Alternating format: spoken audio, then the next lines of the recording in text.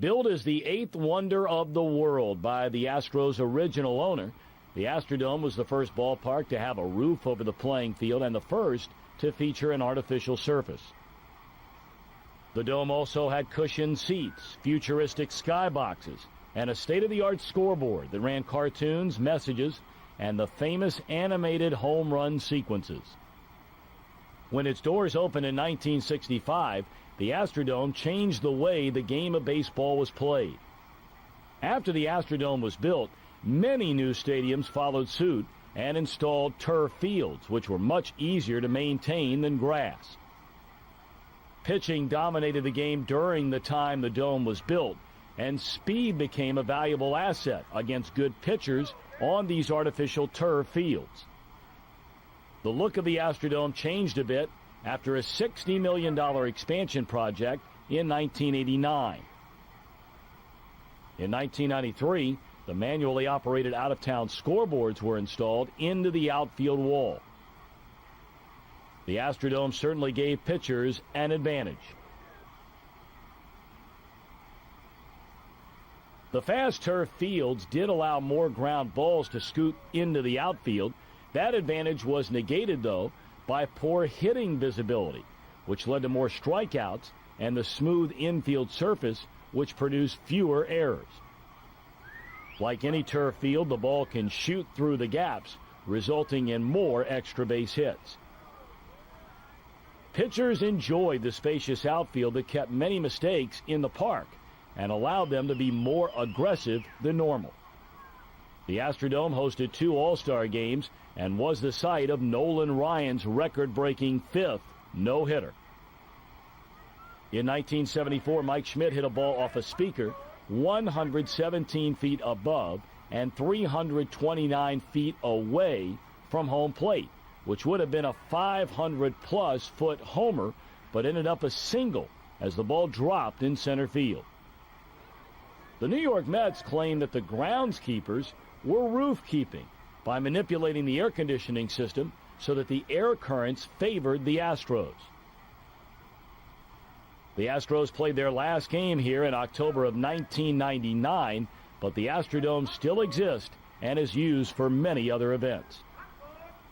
The Baker Bowl was first opened in 1887, but the Philadelphia Phillies didn't start playing there until 1904. The park was first called the Huntington Street Baseball Grounds. It was also referred to as National League Park and Philadelphia Park. The park's most common name, the Baker Bowl, was to honor Phillies owner William F. Baker. The park was nicknamed the Hump because it was built on an elevated piece of land that had a railroad tunnel underneath the outfield. The stadium was also called Bandbox, a term that has become synonymous in baseball circles with small, hitter-friendly ballparks. The stadium held a mere 20,000 people, which is very small by today's standards. Colorful liquor ads on the outfield walls were boarded up during the Prohibition era with blank boards. The clubhouse is located in center field and makes up part of the center field wall. In 1929, Rogers Hornsby hit a home run that went through the clubhouse door. The park is a true hitter's park, but especially for lefties, who should be able to smack the ball over the right center field fence, which is only 300 feet away from home. The right field line is only 281 feet away from home, but the fence is 60 feet high. The Baker Bowl hosted its only World Series in 1915. Crosley Field was the home of the Cincinnati Reds from 1912 to 1970. This park was originally known as Redland Field, but was renamed before the start of the 1934 season to honor Reds owner Powell Crosley. Though the stadium seated about 30,000 fans, the largest crowd to see a major league game was a total of 36,691, which happened in 1947. Crosley Field, like many parks from that era, was forced to have irregular dimensions because of its location.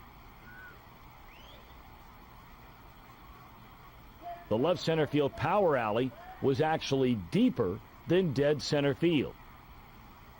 The right center field power alley was only 14 feet deeper than the right field foul pole, giving left-handed power hitters a slight advantage. Rather than have a dirt warning track, there's a steep incline that warns the outfielders of the approaching fences. Both home and visitors' clubhouses were located behind the left field stands. This park has hosted 4 World Series and 2 All-Star games, including the now infamous 1919 World Series, where the Black Sox scandal took place. The first Major League night game was played in this stadium on May the 24th, 1935, an event that changed baseball forever. On June 24th, 1970, the last Major League game was played at Crosley Field, and the park was demolished in 1972.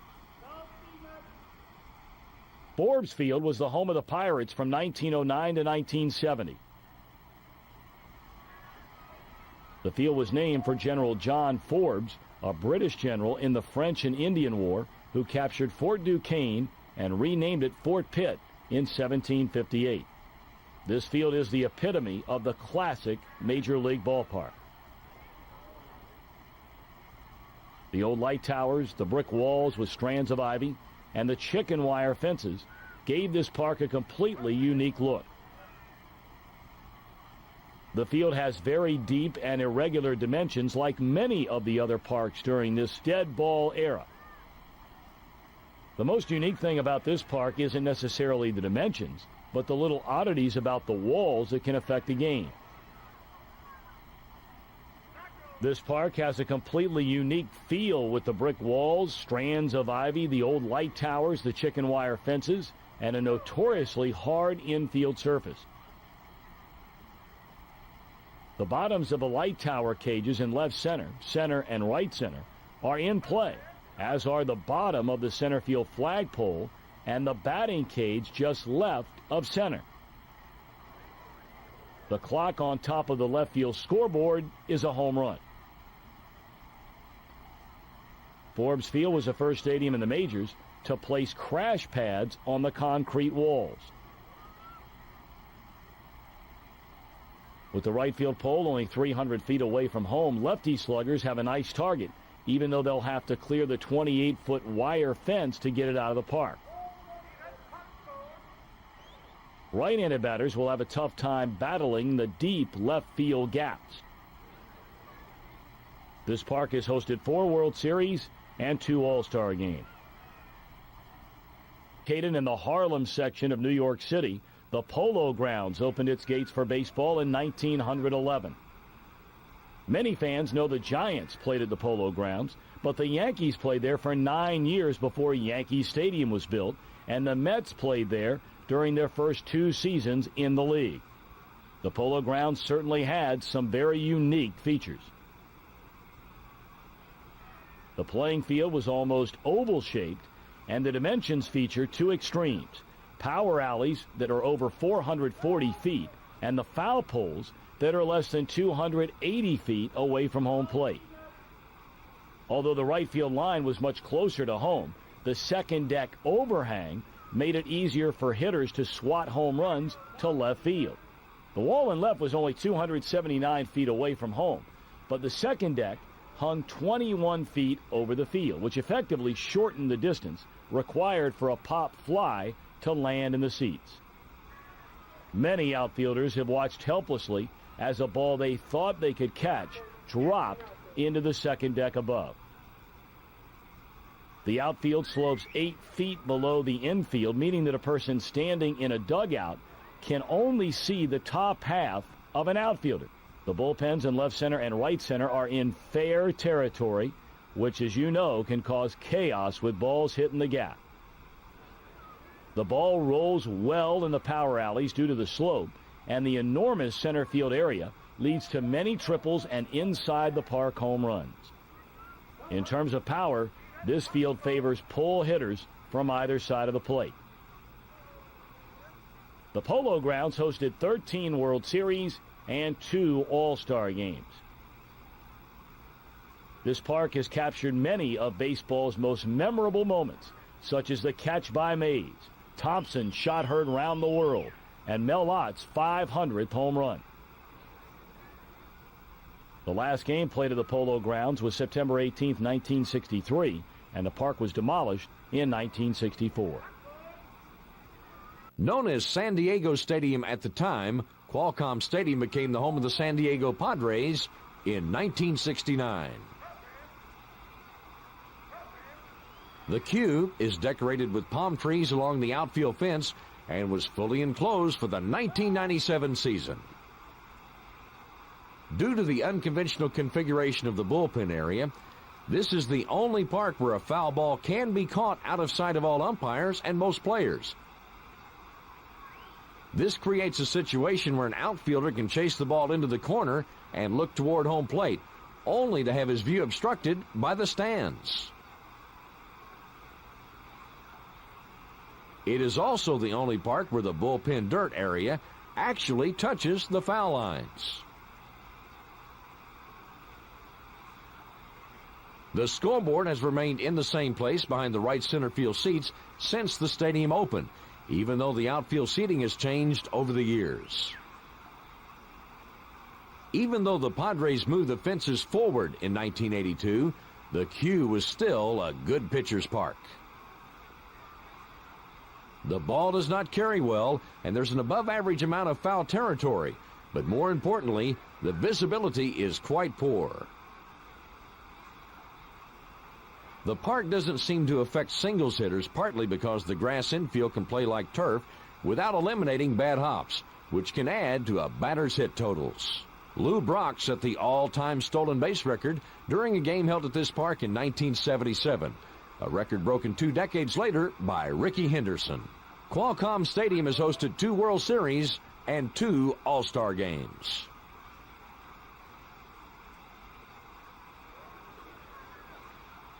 The Padres will be moving into a new stadium in 2004. Retro Dodger Stadium was located at 55 Sullivan Place in the Flatbush section of Brooklyn, opening on April 9, 1913. The Phillies would go on to defeat the Dodgers 1-0. The stadium was built on the site of the Pigtown garbage dump at a total cost of $750,000. The centerpiece of the stadium was an 80-foot rotunda made of Italian marble that greeted the fans as they walked into the ballpark. The rotunda featured a floor tiled to look like the stitches on a baseball, as well as a baseball-themed chandelier. The right field wall and scoreboard had approximately 289 different angles. The scoreboard jutted out 5 feet from the wall at a 45-degree angle. The overhang of the second deck hung out over center field. The deepest corner of the park was in right center, where it was 500 feet to the wall in 1913, and it eventually came down to 403 feet in 1955. In the winter of 31-32, the double deck was extended from third base to the left field corner and across to center field. Cobblestone Bedford Avenue was a hill climbing from a low point in right field to higher ground in center field. Kids were able to watch games through a cap under the metal gate in right center. The lights were turned on here in a game against the Reds on June 15, 1938. However, that historical fact took a back seat as it became the second consecutive no-hitter for the Red Hurler. Baseball's first televised baseball game was played here August 26, 1939 against the Reds. Viewers as far as 50 miles away were able to view and hear the ballgame. On April 15, 1947, Jackie Robinson changed baseball and the conscience of America when he became the first black man in the 20th century to play in a Major League Baseball game here. During the 1949 season, the stadium would host its only All-Star game.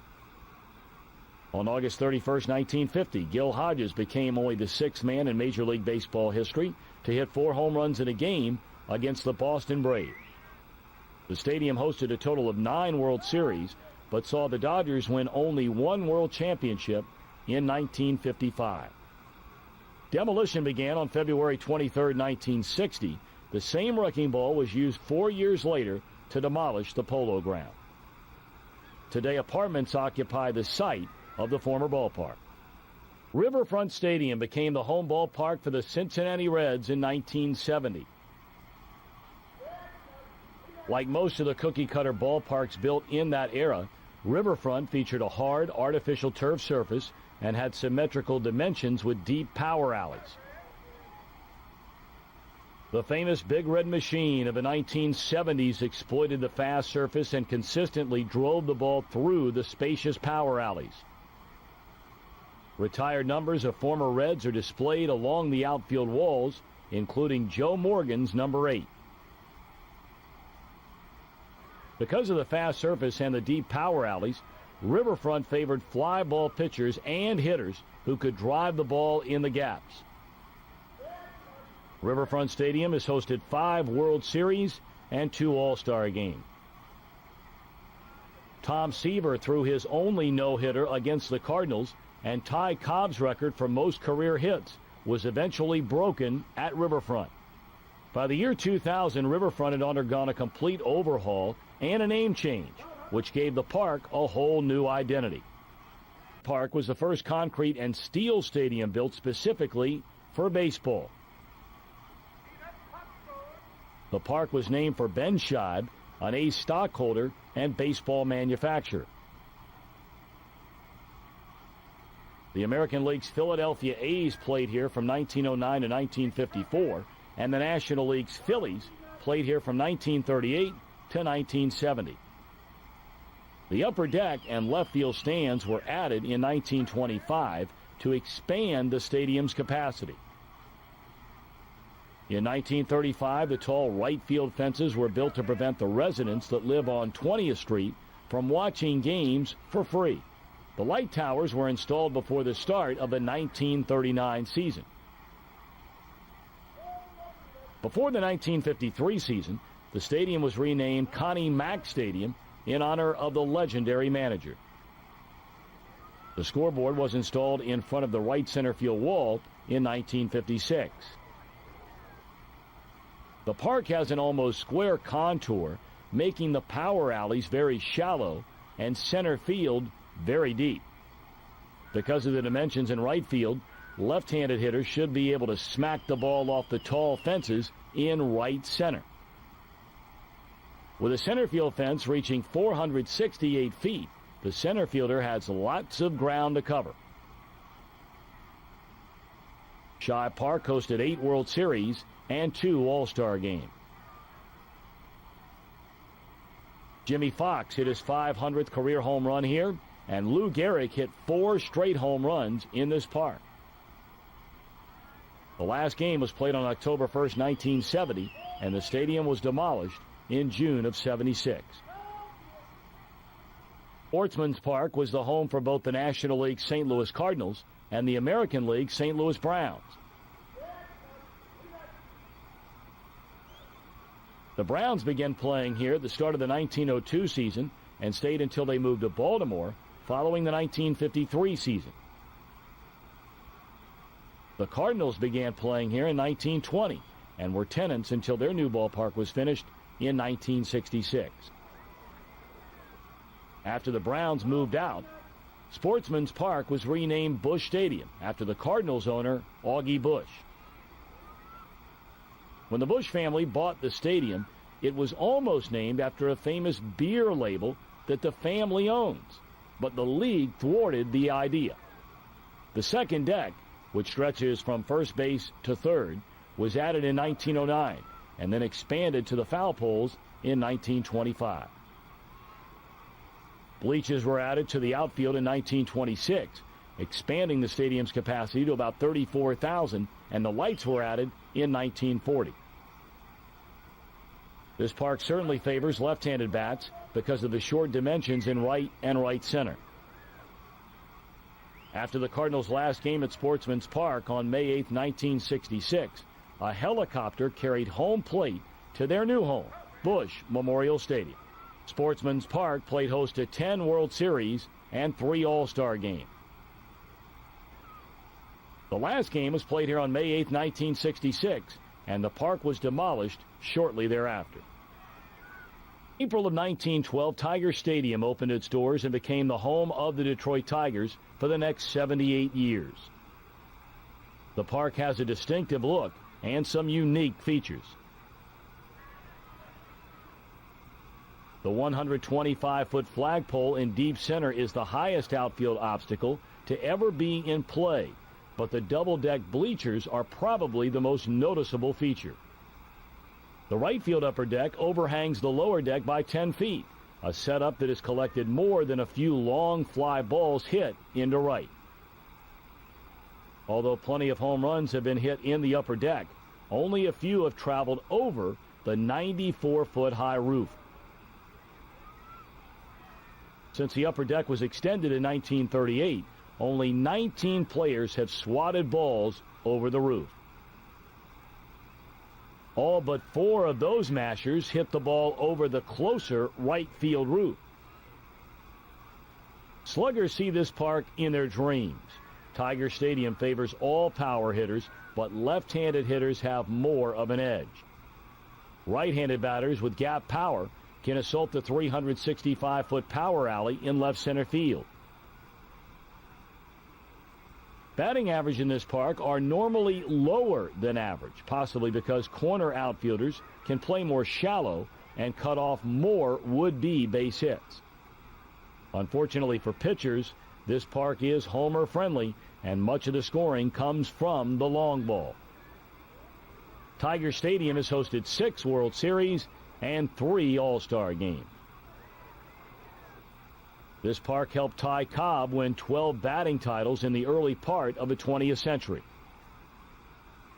Babe Ruth hit his 700th career home run here in 1934, and Lou Gehrig's 2,130 consecutive games played streak finally came to an end at Tiger Stadium. In 1962, Harmon Killebrew became the first person to hit the ball over the left field roof at Tiger Stadium, a feat that only happened 3 more times.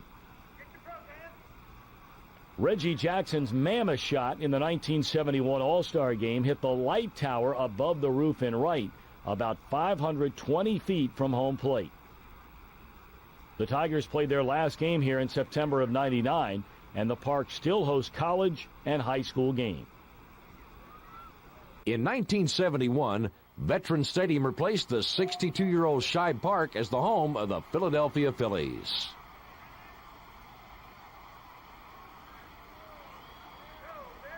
The park is famous for the ultra-hard turf, which was finally replaced with a slightly softer turf before the 2001 season.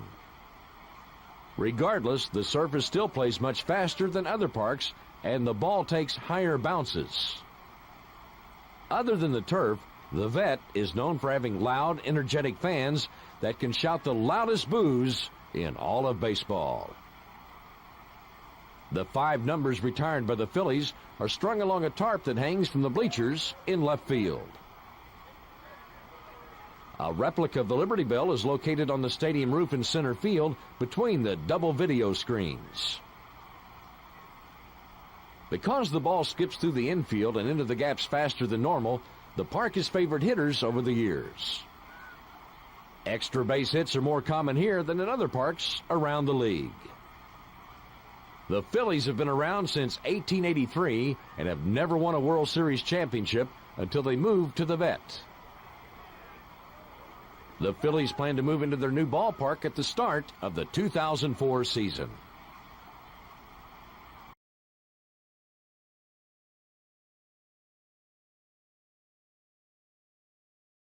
The 2001 Major League Baseball season opener between the Toronto Blue Jays and the Texas Rangers took place in this park. This park is fairly old and has a beautiful tropical setting as a backdrop, but hitters have a definite advantage at this park with the cozy dimensions and the fast artificial turf. The winds are unpredictable and can heavily influence a game at any point. Reminiscent of Wrigley Field, when the wind is blowing in, it's hard for fly balls to get any lift. When the breeze is blowing out, the home runs fly.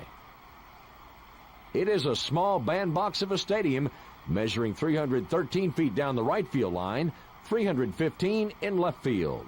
Both power alleys are less than 340 feet away from home, meaning that casual fly balls could leave the yard. The turf will help the line drive hitters, but the extremely small power alleys will reduce the number of doubles and triples hit during a game. Because the winds often blow out to right field, left-handed batters should have a bit of an advantage here, albeit slight. More than any stadium on the mainland, pitchers must keep the ball down here. Formerly Edison International Field, this park has been the home of the Angels since 1966. Originally built for football and baseball, the Big Ed had a generic feel until the park was remodeled into a more compact baseball-only facility in 1997. The once symmetrical dimensions were changed to a more irregular configuration with an 18-foot wall that runs from right to right center that causes odd caroms and cuts down extra base hits. The park's most prominent feature is the outfield extravaganza area, located behind the wall in left center field.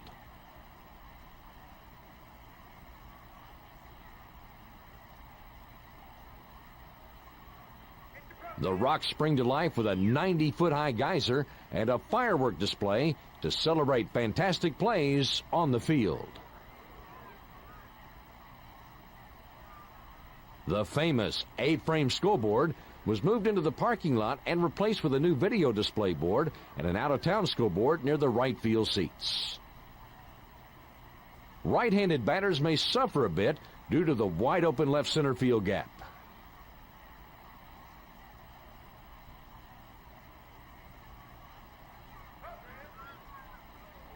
The spacious gaps to the left of center field could give southpaws extra confidence when they have to face right-handed bats in the lineup. Two of Nolan Ryan's record 5 no-hitters were thrown here.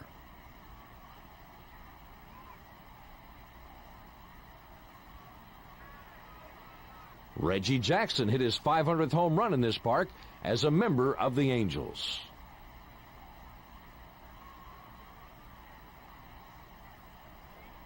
This park hosted last year's World Series and 2 All-Star games.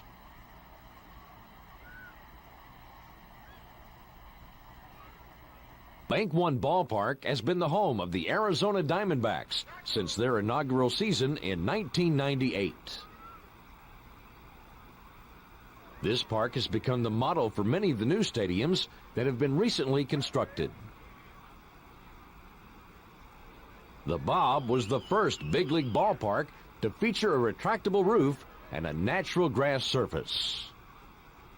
The roof opens to various set positions to make sure a certain amount of sunlight hits the grass without overheating the rest of the stadium, which allows for quick and efficient cooling. During the early and later parts of the season, the grass can have dead spots, which can lead to bad hops and strange bounces. The most unusual feature at Bank One Ballpark is the swimming pool, which is located behind part of the right field fence. Despite the elevation and the heat, Bank One is considered a pitcher's park, though scoring tends to increase when the roof is open and the warm air settles in. The 24-foot wall in center field is extremely difficult for hitters to clear, and the power alleys are deeper than most parks, which helps keep long drives in the park. Outfielders may find the angles of the walls difficult to read, and the power alleys force them to cover a lot of ground. Bank One Ballpark hosted its first World Series in 2001. Built next to the Mississippi River and the Gateway Arch in downtown St. Louis, Busch Stadium became the home of the St. Louis Cardinals in 1966. The fences were much deeper than the other cookie-cutter ballparks built in that era, and the turf field was slick.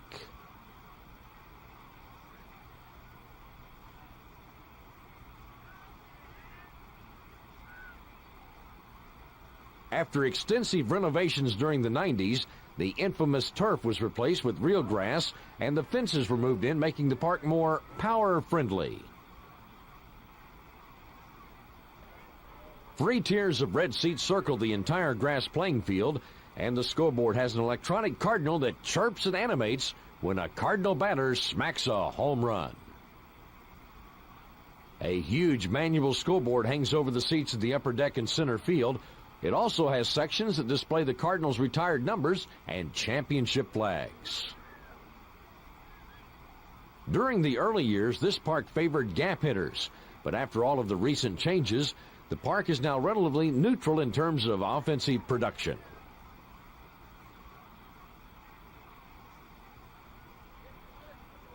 The ball carries well down both lines, especially during the hot midsummer months. But there's a lot of foul territory behind home plate, and the gaps in the power alleys are still fairly large. Pitchers will benefit from the smooth grass infield, even though the surface is usually hard and plays fast.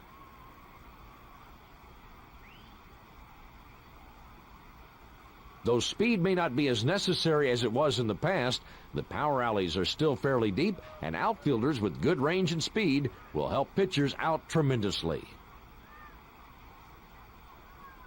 Lou Brock stole his then record-breaking 105th stolen base here.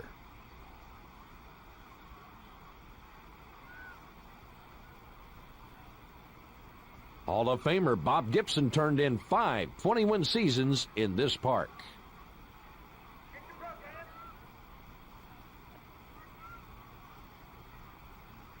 Citizens Bank Park became the home of the Philadelphia Phillies in 2004. This ballpark features bowl-style seating with the playing field embedded 23 feet below street level. This type of layout is inspired by the plans of the Baker Bowl and Shibe Park, the previous homes of the Phillies. The street-level entrances lead to the main concourse and have a wide-open view of the field. Fans can see the skyline of downtown Philadelphia beyond the center field fence. The scoreboard is located above the bleacher seats in left field. About 300 bleacher seats are located on the roof of the outfield pavilion, looking down into the bullpens. The Liberty Bell image from Veterans Stadium hangs from the light support in right field. This park has symmetric dimensions that don't favor any particular type of hitter or pitcher. Built just a mile away from the famous Tiger Stadium, Comerica Park became the home of the Detroit Tigers during the 2000 season. This park combines contemporary and classic styles like many of the other ballparks built in recent years.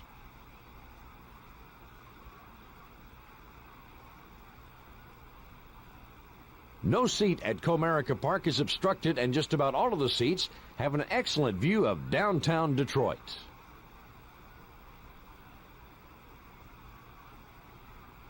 A huge 202-foot wide scoreboard sits behind a level of seats in left field.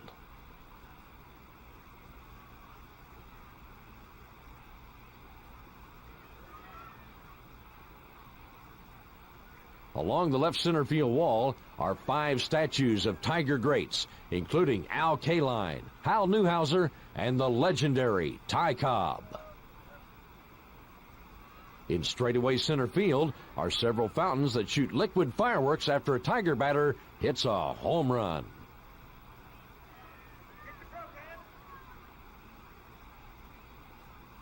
The bullpens are located behind the right field wall.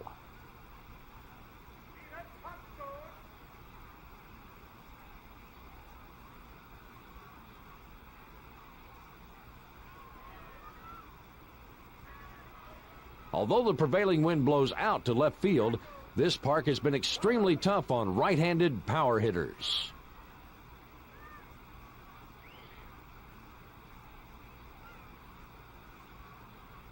That could change this season, though, because the cavernous left center field gap, which once stood 398 feet away from home, has been moved 25 feet closer to home plate. There's still a lot of room in that outfield, so hitters will be at a disadvantage, though not nearly as much as they were in the past 3 seasons. The outfielders will certainly have less ground to cover, and the number of long relay throws will be cut back as well.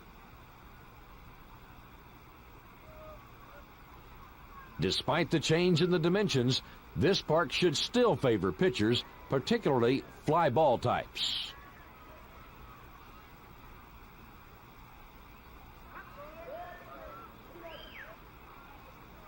Detroit has hosted 6 World Series and 3 All-Star games in their old park, but have not had the opportunity to host in their new facility. Coors Field became the home of the Colorado Rockies in 1995.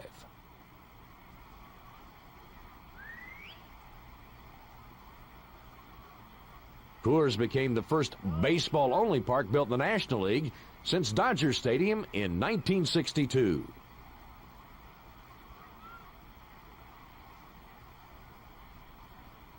The brick-structured jagged outfield dimensions and the hand-operated out-of-town scoreboard give the park a neoclassic look. Without a doubt, the most distinguishing feature of this park is the high altitude.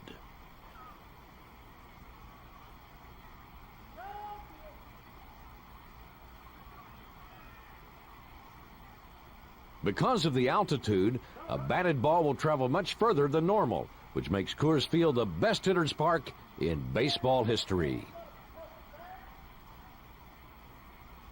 A row of purple seats, which wraps around the entire upper deck, that shows at what point the stadium reaches 1 mile above sea level.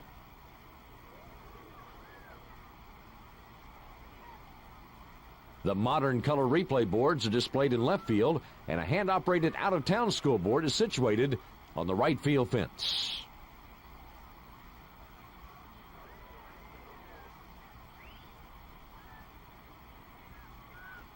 Rockies fans know the 2,300-seat bleacher section located behind the center field backdrop as the Rock Pile.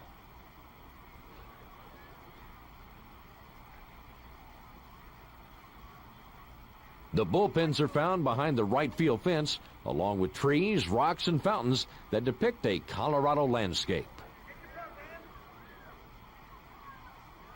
Supposedly, some of the Rockies relievers plant a small garden near their bullpen every season.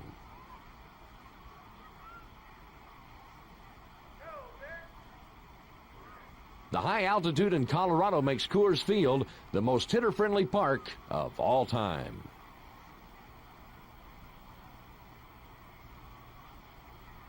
Although everyone seems to hit in this park, right-handed hitters may have a bit of an edge, possibly because of the slightly smaller dimensions in left.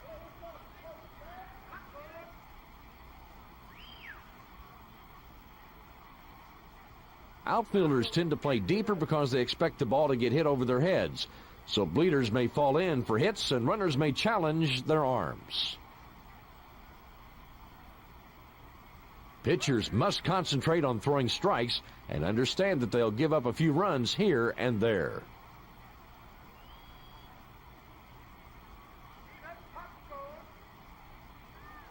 Hideo Nomo threw his no-hitter against the Rockies despite the favorable hitting conditions at Coors Field.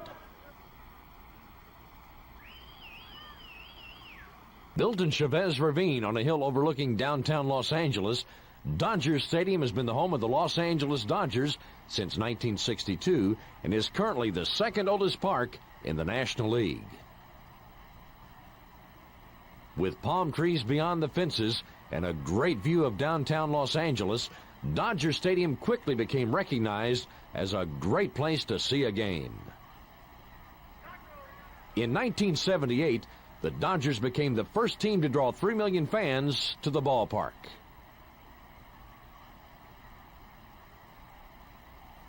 This park has remained one of the cleanest and nicest ballparks in the country, despite its age.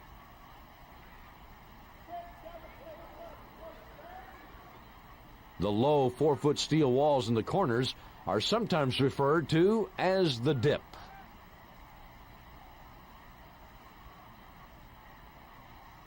The windows in the bullpen fence were installed in 1974.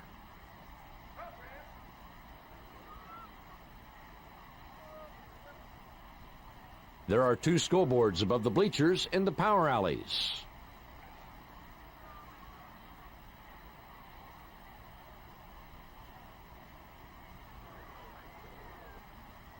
Unlike other parks, there is no sign showing the distance in dead center field. Instead, there are 2 395 signs to the left and right of dead center. Almost instantly, the park developed a reputation for being a pitcher's park because of the large amount of foul territory and the deep power alleys. For almost 40 years, total scoring and batting average have ranked amongst the lowest in either league.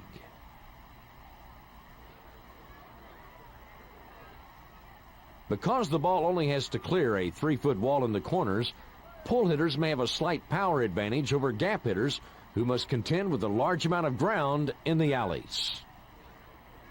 Fly ball pitchers seem to benefit more from the park than a ground ball pitcher would, although both types generally have success at Dodger Stadium. Dodger Stadium has hosted 8 World Series and an All-Star game.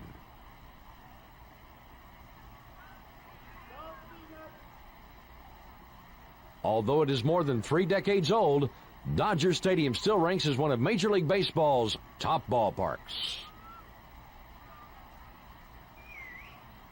Kauffman Stadium opened in 1973 as the home of the Kansas City Royals and joined the ranks of the cookie-cutter parks that were popping up all over, though it had a more unique appearance.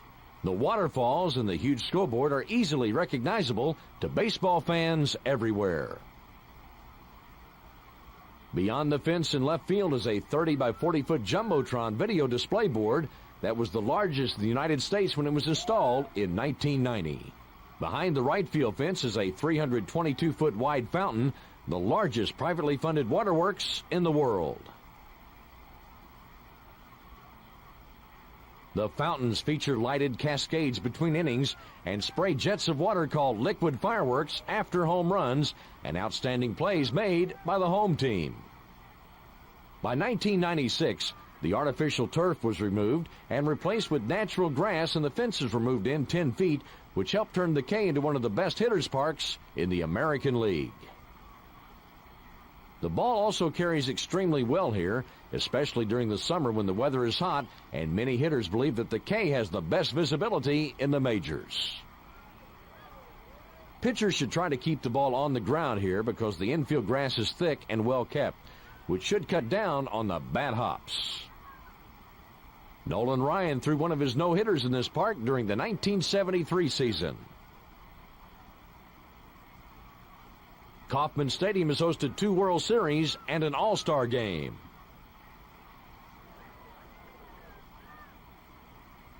Fenway Park has been the home of the Boston Red Sox for the past 92 years and is the oldest active stadium in baseball.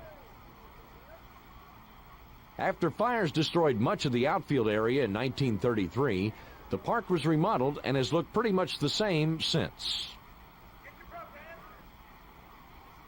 With a capacity of 33,817, Fenway is the smallest ballpark in the majors.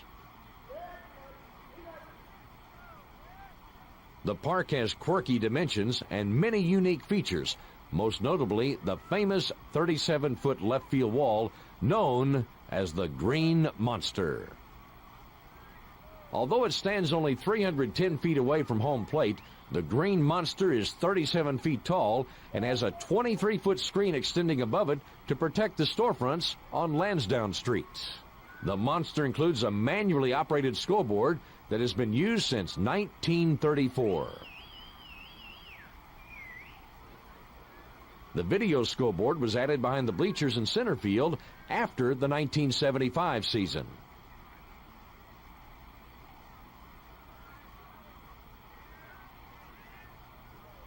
The roof over the right field stand seems to invite home runs, but no one has ever hit one over it.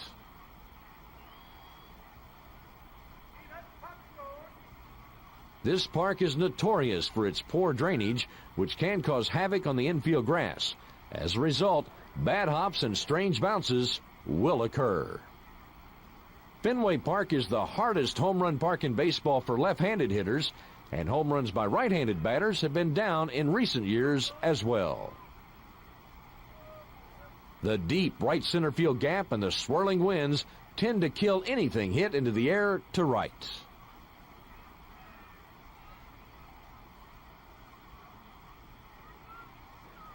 Hitters with good bat control can play pepper with the monster and take advantage of the quirky angles in the center field gaps.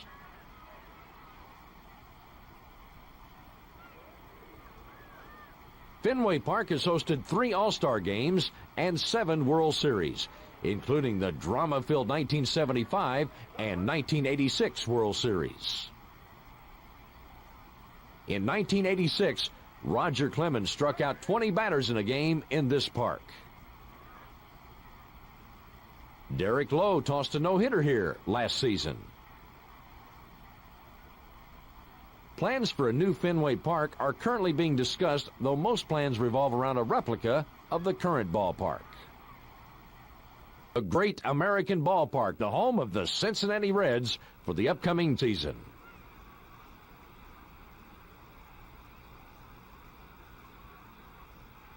Built upon the banks of the Ohio River, the first things fans will notice are the huge concourses, which provide views of the ballpark, river, and city skyline.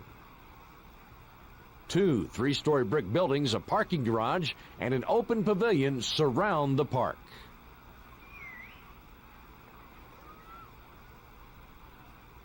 The pavilion is called Crosley Terrace, a concrete area with some grass and trees with statues of Reds legends as the fans pass into the stadium.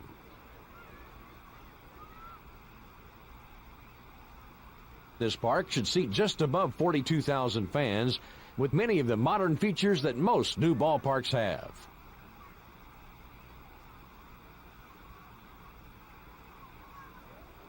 On top of the left field bleachers is the primary scoreboard.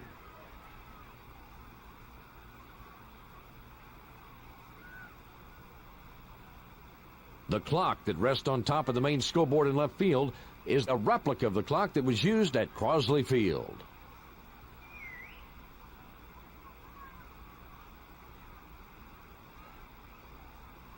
A picnic area overlooking the river sits in center field, and the right field bleachers have only one level.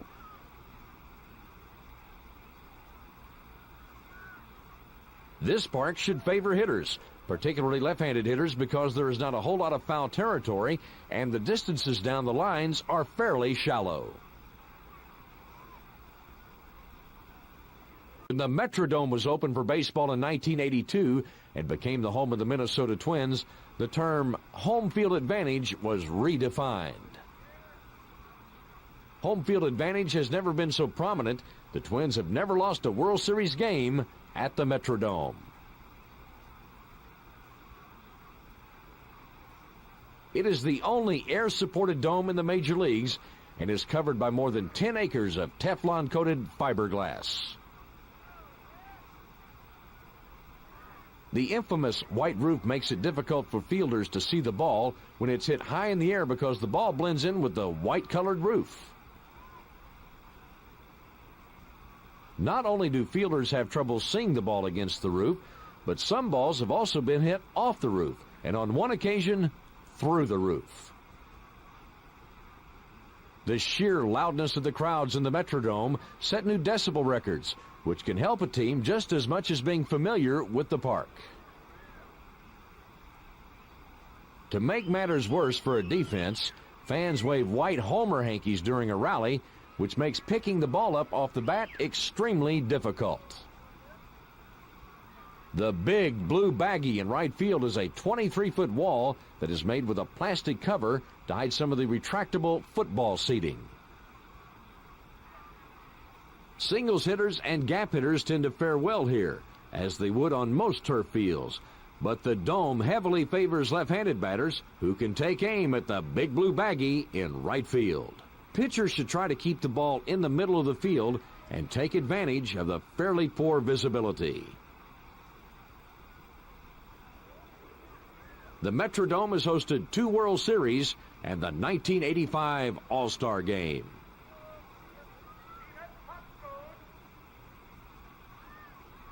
Plans for a new retractable roof ballpark for the Twins are underway.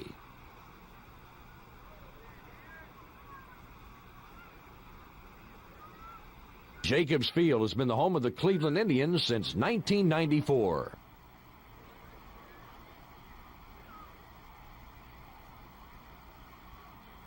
The attendance at Indians games boomed almost as soon as the gates opened.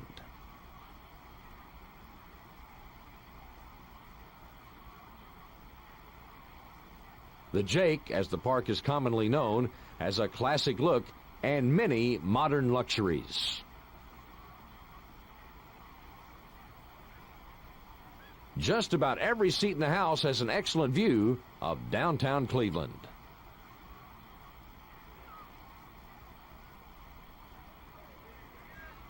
The bleachers and left sit atop a 19-foot wall, and the bullpens are raised above the playing field so the fans can see who is warming up. There are picnic areas and restaurants located beyond the outfield fence, and the huge 120 by 200-foot scoreboard stands above the bleachers. Even though the distances down the lines are the same, the short right field porch favors left-handed pull hitters, while the 19-foot wall and left can limit right-handed batters by keeping some of their deep drives in the park. Triples are more frequent here due to the unpredictable caroms caused by the jagged dimensions.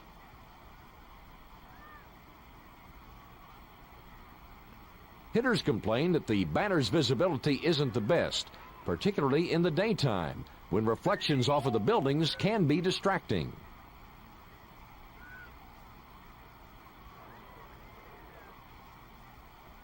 The combination of thick grass and a hard dirt surface make the infield inconsistent, which can confuse infielders and cause bad hops at any time. Jacobs Field has hosted 2 World Series and 1 All-Star Game and still ranks as one of the best places to see a game. Miller Park became the new home of the Milwaukee Brewers in 2001.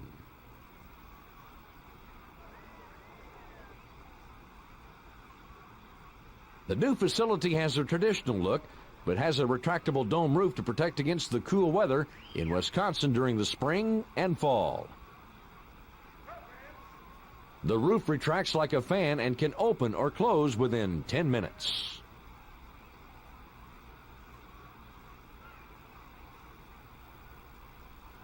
Like the other newly built stadiums, Miller has modern conveniences like open-air patios and walkways, pubs and restaurants, and a museum.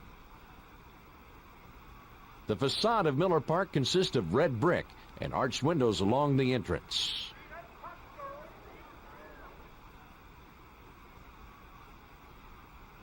Fans are closer to the action on the field because each seating level hangs over others slightly.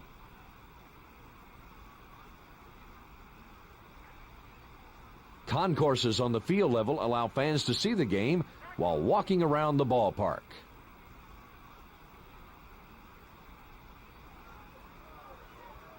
The famous slide that the Brewers mascot rides was placed behind the concourse in left center.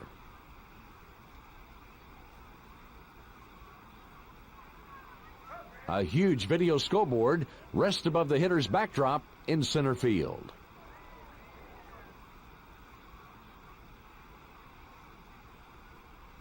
Manual scoreboards located on both the left and right field walls keep fans notified of scores of other MLB games. The foul poles are only 315 feet away, which is very reachable for pull hitters from either side of the plate, but the power alleys are fairly deep. The deeper dimensions in the power alleys should help out pitchers tremendously, but there is very little foul territory, so pitchers won't get as many cheap outs from foul balls. Minute Maid Park was open for the start of the 2000 season and is the home of the Houston Astros.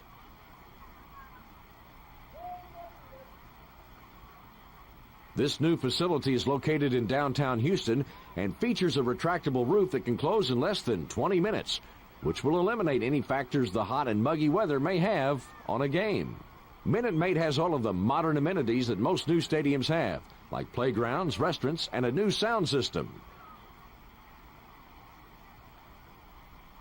The most distinguishing feature at Minute Maid is the unique center field area called Towels Hill.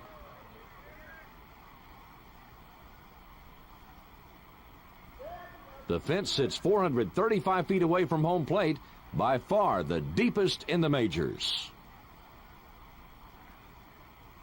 Not only that, but the little alcove that is created just to the left of dead center has a hill leading up to the wall and a flagpole in the field of play.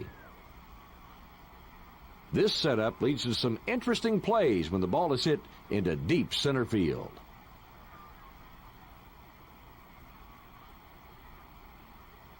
Minute Maid is a good park for hitters, though the park's actual effect on the offense is greatly exaggerated, especially when compared to Coors Field.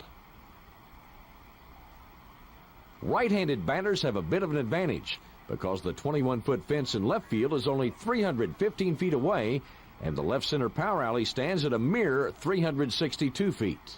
Pitchers can do well at Minute Maid, particularly if they can prevent hitters from pulling the ball.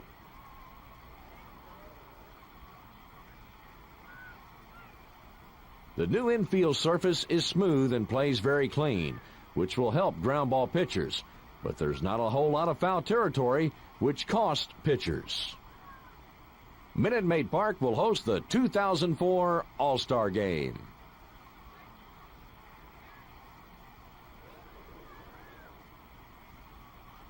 Networks Associates Coliseum was opened for baseball in 1966 and is the home of the Oakland Athletics.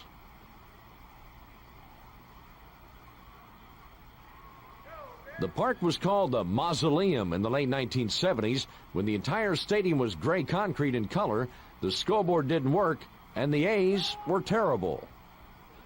The net got a facelift before the 1996 season in order to get football back to the Oakland area.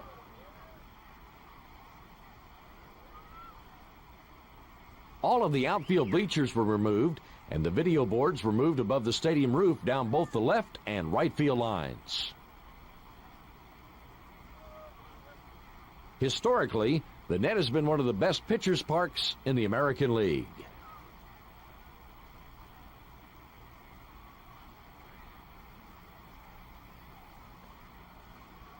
All pitchers greatly benefit from the thick infield grass and the 16-foot walls in the power alleys that help keep long fly balls in the park.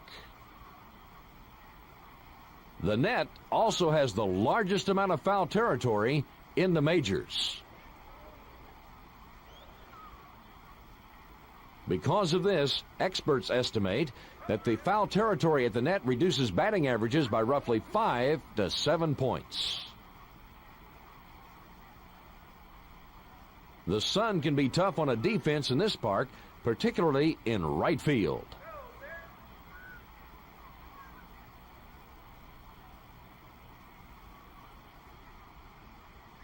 Network Associates Coliseum has hosted 6 World Series and an All-Star Game. Since 1972, the Coliseum has hosted 47 postseason games, and the A's have won 27 of those contests. Catfish Hunter pitched a perfect game here in 1968.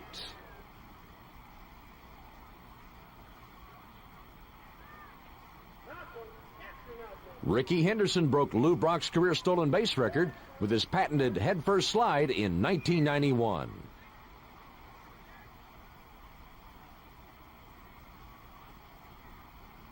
Oakland officials are looking into building a new ballpark for the A's in the near future.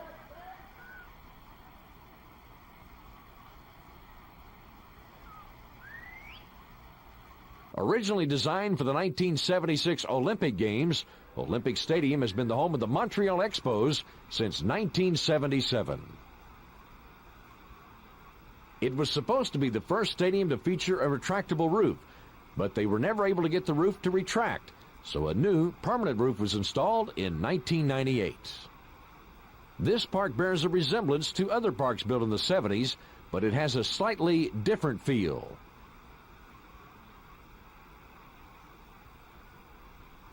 All messages are spoken in French and English, and the Canadian and American national anthems are sung before each game.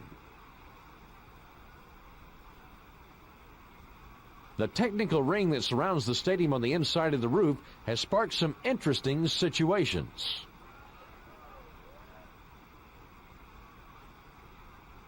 An orange line was painted on the technical ring after it was hit with a controversial foul ball.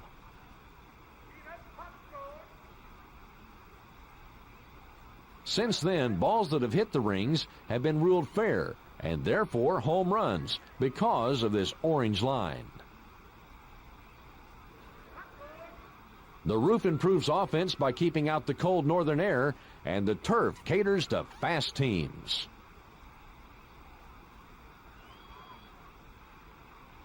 The high outfield walls and the generous foul territory help make Olympic Stadium a good pitcher's park. Tim Raines set the single-season stolen base record for rookies at this park in 1981.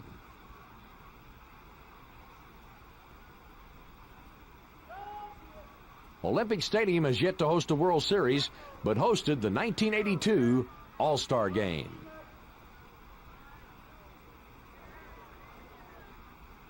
If the Expos remain in Montreal, a new park would certainly be a consideration. Oriole Park became the home of the Baltimore Orioles in 1992 and sent a message to the baseball world. After an extremely successful debut during the 1992 season, Oriole Park sent a message to baseball owners: build a ballpark in the downtown area that combines modern features with classic charm. The new park revived the Baltimore Harbor area, and the shops and restaurants that surrounded the park flourished. This park started the trend to build retrofitted ballparks with both modern amenities and classic appeal to help revitalize the downtown area.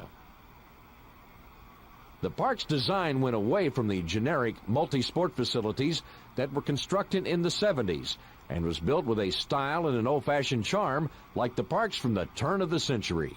The brick exterior gives Oriole Park a traditional appearance, and features like the unique double-deck bullpens in left center field add a modern touch.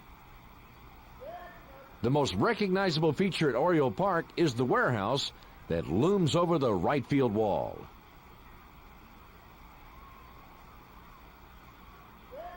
The warehouse is the longest building on the East Coast and contains offices, restaurants, and other shops that create a festive pre- and post-game atmosphere at Camden Yards. After an inaugural season, the fences were pushed back considerably, and the park was transformed from a bandbox to a pitcher's delight. At first glance, the right field wall looks rather shallow at 318 feet, but the 25-foot wall and the 373-foot gap in right center will take some home runs away from left-handed hitters. Although this is a pitcher's park, right-handed batters have a bit of an edge over lefties because the ball travels well to left field and the power alley isn't as deep as it is in right. The infield grass here is cut higher than most fields, which will give infielders more time to react to ground balls and allow them to make more plays. This park will forever be remembered as the place where Cal Ripken played his 2,131st consecutive game, breaking the immortal Lou Gehrig's record for consecutive games played. Oriole Park has yet to host a World Series game, but hosted the 1993 All-Star Game in its second year of existence. Petco Park became the home of the San Diego Padres starting in 2004.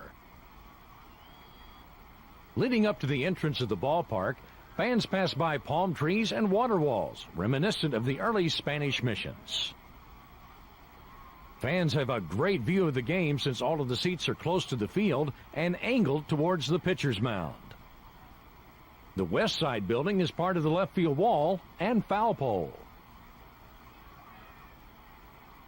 The main scoreboard sits above the left field bleachers.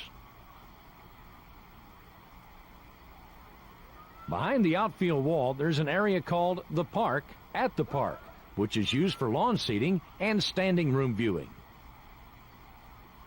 A volleyball court just behind the right field wall is a target for lefty sluggers. Some seats feature monitors that allow users to surf the internet and order food from their seats. Pitchers benefit from the fairly deep dimensions in this park. PNC Park became the new home of the Pittsburgh Pirates in 2001.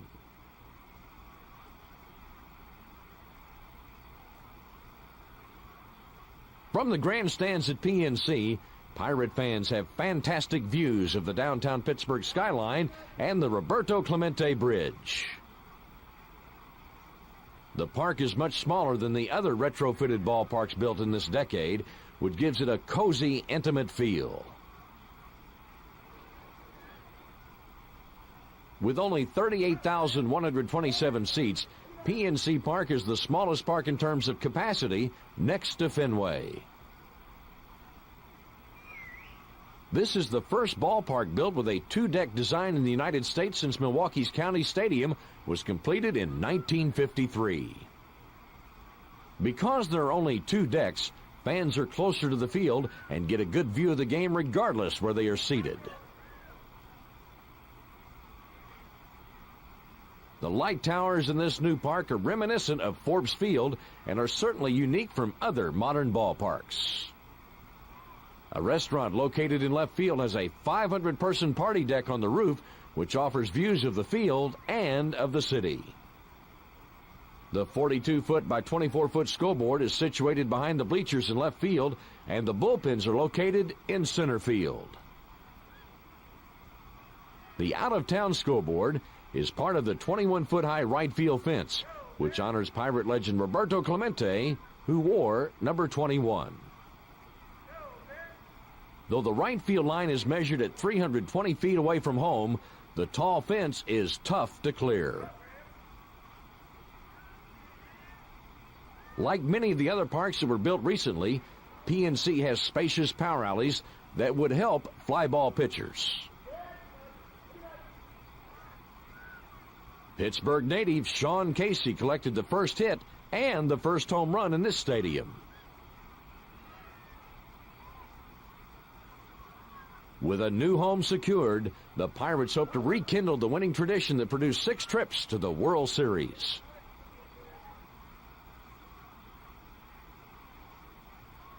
Pro Players Stadium was built in 1987 for football, but was converted for baseball in 1993 and became the home of the Florida Marlins in their inaugural season. The unpredictable weather in the Miami area is always a factor at this park.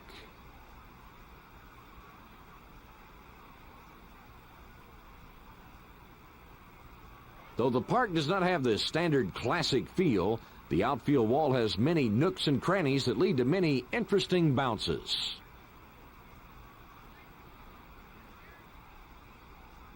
The second deck outfield seats are covered by canvas and are not used for baseball.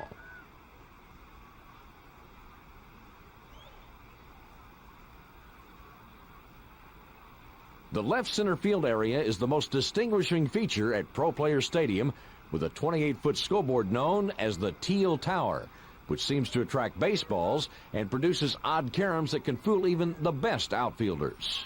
The scoreboard creates an odd angle in deep left center field that is called the Bermuda Triangle because fly balls seem to just disappear once they reach that area. This park is awfully tough on power hitters because the ball doesn't carry well even in the warm weather. Over the years, right-handed batters seem to have a slight edge, particularly if they can pull the ball and keep it from floating into the deep left center field area. More triples than normal are hit here because of the interesting dimensions.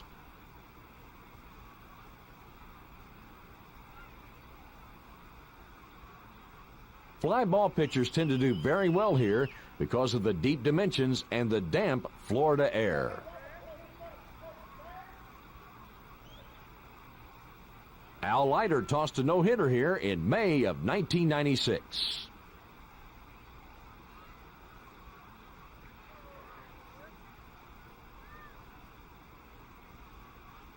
Pro Players Stadium hosted the exciting 1997 World Series, where Edgar Renteria's hit in the bottom of the 11th won the series for the Marlins. There has been some discussion of building a retractable roof baseball-only facility in Miami, but nothing has been decided as of yet. Safeco Field became the new home of the Seattle Mariners halfway through the 1999 season.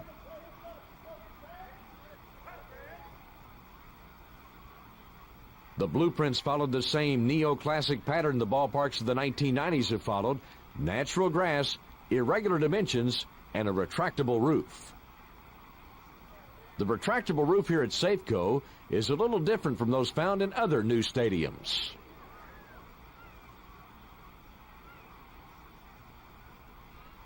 When the roof here is fully closed, it does not completely enclose the stadium, meaning the dense air and wind off of the Puget Sound could still be a factor during a ball game, especially when the weather is cold. Sticking with recent ballpark trends, Safeco has team stores, picnic areas, playgrounds, restaurants, a baseball museum, and other amenities that make the ballpark a unique experience. Bleacher seats and a message board are located above the bullpens in left field, and the main scoreboard sits atop the center field bleachers. Without a doubt, Safeco is the best park for pitchers in the American League.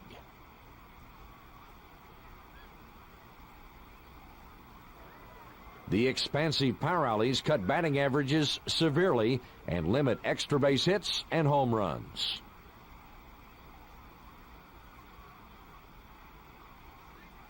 During the cooler months, the heavy air will knock the ball down and prevent it from carrying.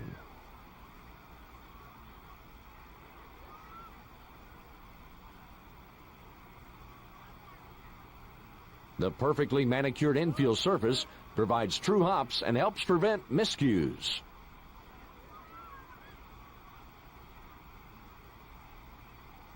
Safeco Field hosted the 2001 All-Star Game and has been well received by the Seattle community. 2000, SBC Park became the home of the San Francisco Giants. This park was the first privately funded ballpark built for Major League Baseball since Dodger Stadium was opened in 1962. Wind conditions are greatly improved from the old Candlestick Park, as modern design technology allows for construction that can block the wind effectively. Like many of the other new baseball parks, SBC was modeled like a classic ballpark with irregular outfield contours and many distinguishing features, like the huge glove in left field and the sign on the left field wall that pokes slightly above the top of the fence. The glove in left field is marked with a 501 sign, which makes it the most distant current outfield measurement sign in baseball. SBC's most distinguishing feature is the unique public promenade stretching along the waterfront from right field to center field. Ferries dock just beyond the right field wall, and fans will sail by the park with fishing nets waiting for home run balls to drop into the water. The area behind the 25-foot right field wall is known as McCovey Cove, after the former Giant slugger who used to consistently drive the ball to right field with authority. The new grass blend used in the infield at SBC Park has played exceptionally well, and errors at the park have fallen below the league average. Left-handed pull hitters certainly benefit from the shallow right field line, though the enormous right center field gap will hurt lefties who use the middle of the field. Southpaws seem to have an advantage in this park due to the deep left center field alley where many mistakes can get flagged down. SBC Park hosted the 2002 World Series.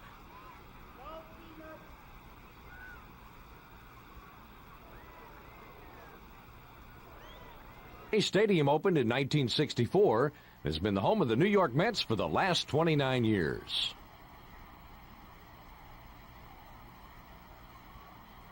It was one of the earliest versions of the cookie-cutter style, complete with symmetrical dimensions, modest power alleys, and lots of foul territory. The only thing missing was the artificial turf. Now Shea is the third oldest venue in the National League, behind Wrigley Field and Dodger Stadium.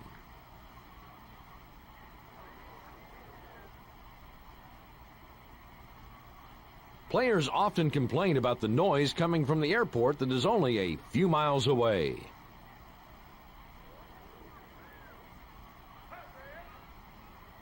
To the left of the scoreboard and to the right of the 410 mark in center is the magic top hat that animates a big red apple when a Met hits a home run. Sitting about 25 feet behind the fence in right center, the huge scoreboard is 175 feet long and 86 feet high, with a large analog clock resting on top of it. Shea Stadium has historically been kind to pitchers.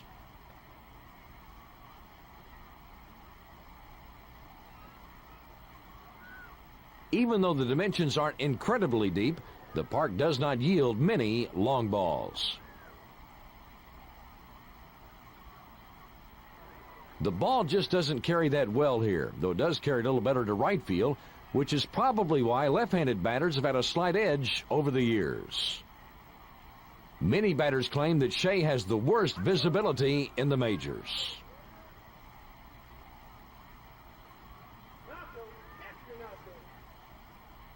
There is also lots of foul territory, and infield grass is cut very high, two things that are known to assist pitchers. Hall of Famer Jim Bunning threw a perfect game against the Mets in this park on Father's Day in 1964.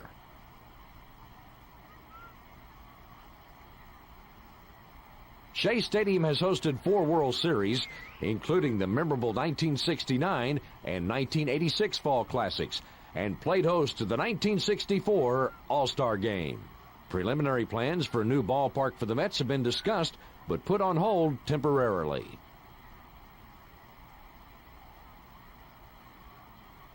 SkyDome became the home of the Toronto Blue Jays in 1989 and was an instant success.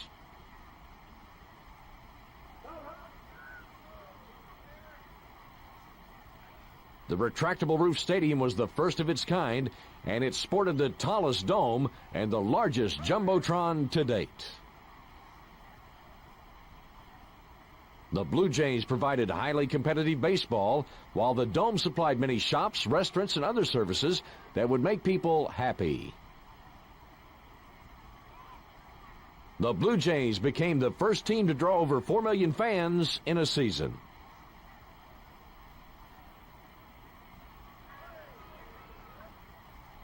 The success of SkyDome led the charge for other teams to build new, modern ballparks.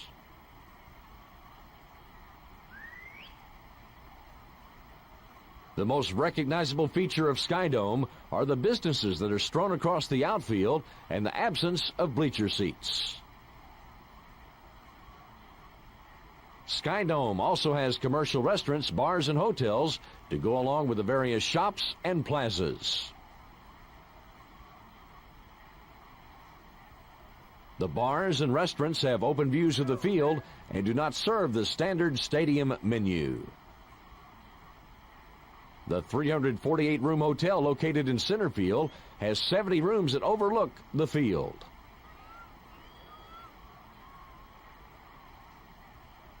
On a rare occasion, patrons staying at the hotel have provided SkyDome fans with some alternative entertainment.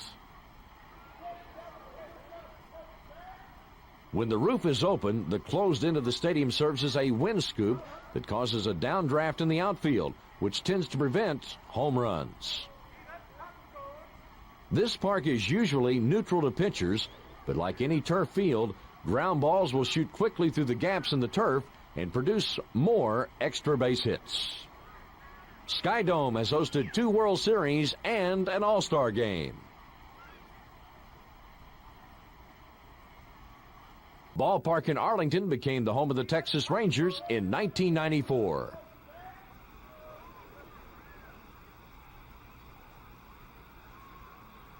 The field itself is located 22 feet below street level in order to avoid summer winds, and the windscreen that stands on top of the offices in center field minimizes the impact of stiff breezes.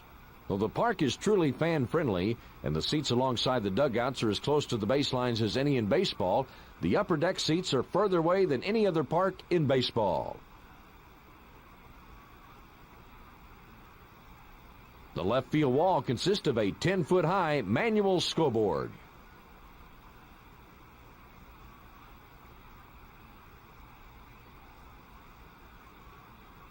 Beyond the center field wall stands a 4-story office building, which not only houses the Rangers front office, but a baseball museum and a children's learning center that are open year-round.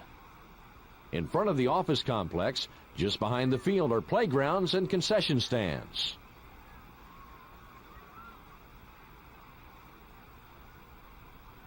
The Jumbotron is located above the covered home run porch in right field.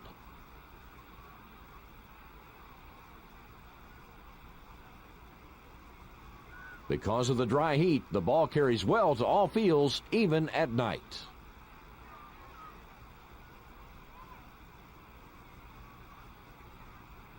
The large outfield gaps in this park promote extra base hits, and the dimensions really help left-handed hitters who can lift the ball in the air consistently. Because the ball carries so well, particularly to right and right center field, fly balls often escape the reaches of the outfielders and fall in for extra base hits. Kenny Rogers threw a perfect game in this park on July 28, 1994.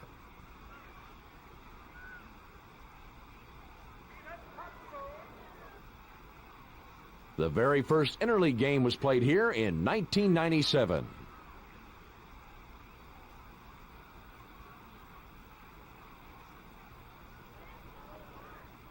The ballpark in Arlington was the host of the 1995 All-Star Game.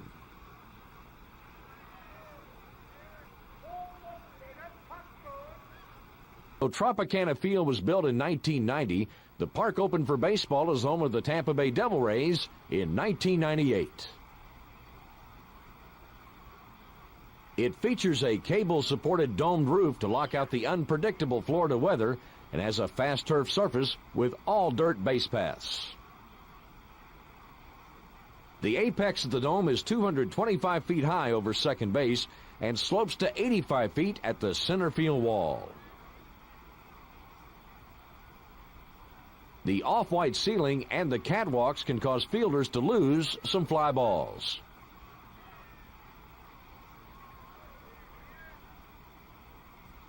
Some of the catwalks are in play, so players and umpires must be aware at all times.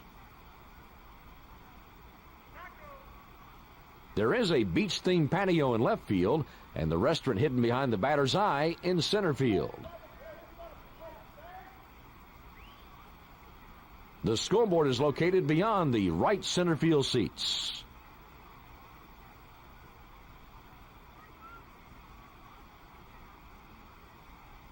There are a few sections of seats behind home plate that have their own television monitors.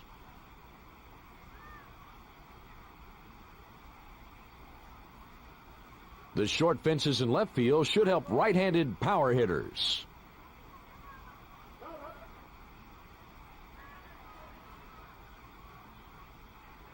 The dirt base paths within the turf infield can cause unpredictable hops, and the off-white ceiling is a real tricky background. Add to that the strange plays that can occur with the catwalks, and playing defense here can be a tough task.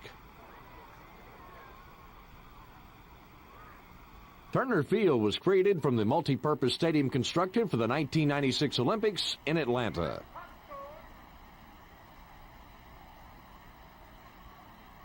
Once the Olympics were finished, the Braves fashioned the park in the neoclassic style, and the TED became the home of the Atlanta Braves in 1997.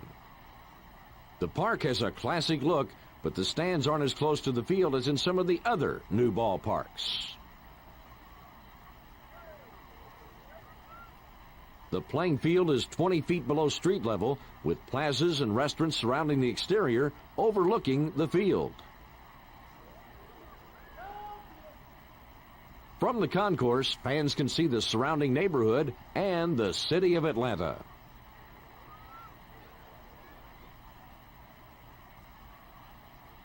The Braves' amazing string of recent pennants are displayed along the facade in left field.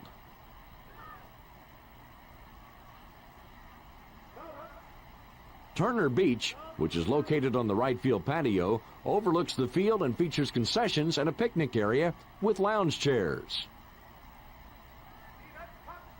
With its spacious dimensions and large foul territory, Turner Field quickly earned its name as a pitcher's park. This park allows pitchers to challenge hitters and lessens the fear of making mistakes up in the strike zone.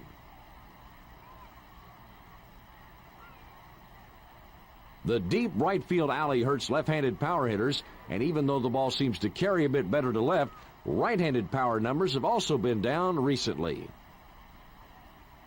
In its short history, Turner Field has hosted a World Series and an All-Star game.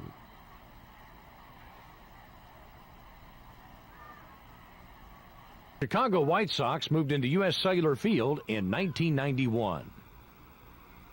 From the colored concrete exterior to the scoreboard, U.S. Cellular Field looks very similar to the old park that the White Sox played in for 80 years. The manually operated scoreboard in center field is a replica of the one that was built for the old park back in 1938. In the past, the upper deck has even been closed off at times because of high winds, which could cause safety problems. Before the start of the 2001 season, the fences were moved in for more bleachers, and the wall heights were lowered, which made the field more conducive to the long ball.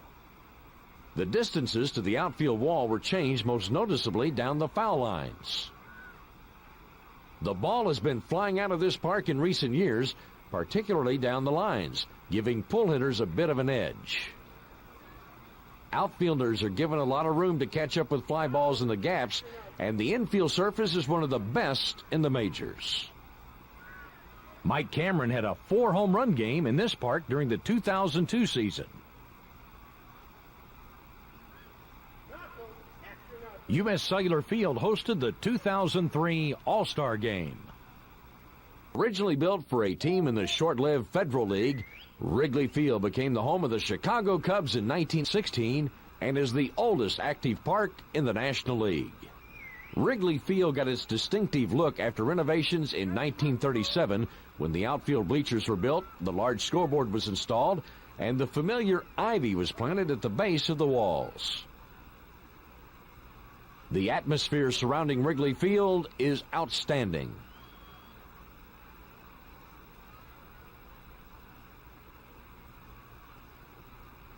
Local fans can watch the game from the rooftops of the houses beyond the outfield walls on Waveland and Sheffield Avenues. Home runs hit by opponents are tossed back on the field by the famous bleacher bums, who occupy the seats in the outfield. During the 7th inning stretch, the traditional "Take Me Out to the Ballgame" is sung, usually off-key, by a celebrity or guest of the team. Ernie Banks' uniform number 14 is on a flag that flies from the left field foul pole. Billy Williams' number 26 flies from the right field foul pole.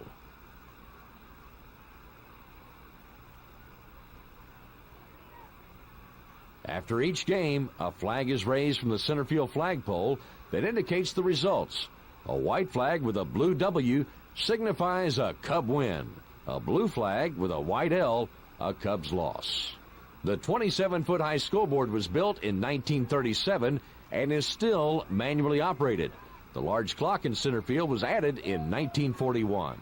Rows of evergreen plants are used for the batter's background over the center field seats.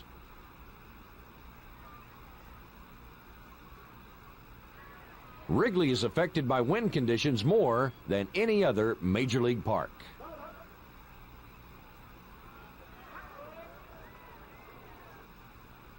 When the wind is blowing off Lake Michigan, the park favors pitchers.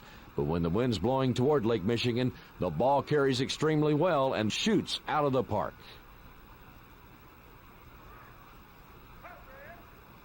Despite its reputation as a hitter's park, Wrigley can favor pitchers in the cooler months when the wind tends to blow in and the high-cut grass will slow down hot grounders. Wrigley Field has hosted 6 World Series and 3 All-Star games, which includes the 1932 World Series, where Babe Ruth's call shot occurred. Amazingly, the Cubs have never won a World Series title at Wrigley Field.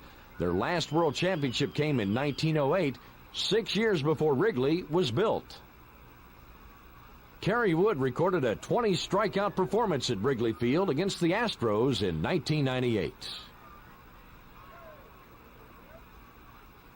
There's been talk that Wrigley may undergo a series of major renovations, adding modern amenities while hoping to retain the classic neighborhood feel. Located in the Bronx section of New York City, Yankee Stadium opened in 1923, the year that the Yankees won the first of their 26 championships. Since then, this park has become synonymous with winning and was nicknamed the house that Ruth built, honoring the legendary Yankees outfielder Babe Ruth. The stadium went under some major renovations in 1976, but managed to keep its classic appeal.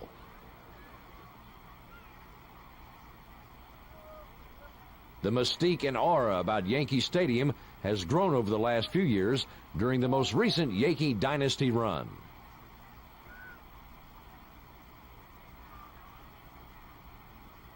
The most distinguishing feature is the Monument Park area beyond the left center field fence and past the bullpens.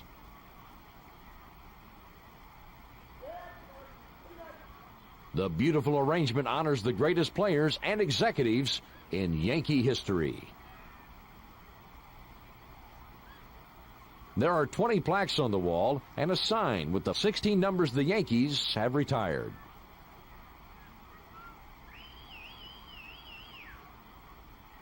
They surround 5 marble monuments that honor the most important people in Yankee history.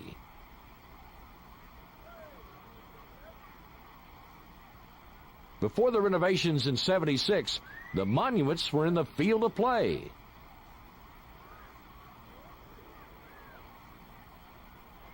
This park has historically favored left-handed batters and pitchers. The short porch in right field has been a target for left-handed sluggers throughout Yankee history, from Ruth and Garrick to Jackson and Mattingly to the current stars like Giambi and Bernie Williams. At 399 feet, the left center field power alley at Yankee Stadium is the deepest alley in baseball. It has been coined Death Valley, since fly balls just seem to die in the spacious gap and allows pitchers to work right-handed batters on the inside part of the plate. Yankee Stadium has hosted a record 35 World Series, 3 All-Star games, and has had many historical moments. The Major League single-season home run record was established twice at this park, the first time by Babe Ruth in 1927. Lou Gehrig gave his famous retirement speech on this very field on July 4th, 1939.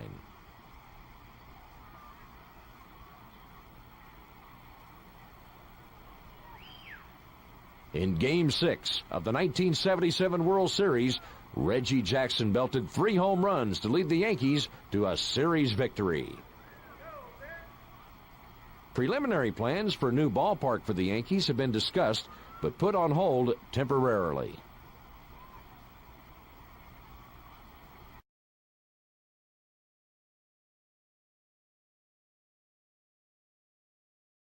This is the future home of the St. Louis Cardinals. This park should seat about 49,000 people, bucking the recent trend of small, cozy seating arrangements. From just about anywhere in the ballpark, fans will have an incredible view of downtown St. Louis and the famous Gateway Arch. Where the left field seats turn the corner at the foul pole, the upper deck will project out toward the field. The first rows of the upper deck will overhang the playing field, creating a home run porch just like at Tiger Stadium in the Polo Grounds. A brick building will serve as the hitter's background in center field. The ballpark village beyond center field will support the Cardinals Hall of Fame, an aquarium, restaurants, shops, and offices.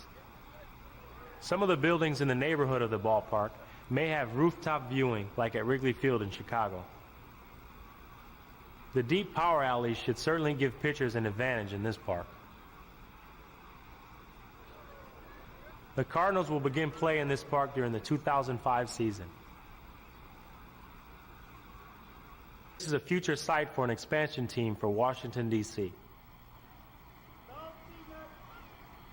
The park is modeled in the now common neoclassic style. Most seats in this park have a fantastic view of the Capitol building and the Washington, D.C. skyline. The right field area is shaped somewhat like Fenway Park, but the wall is made of brick and covered with ivy.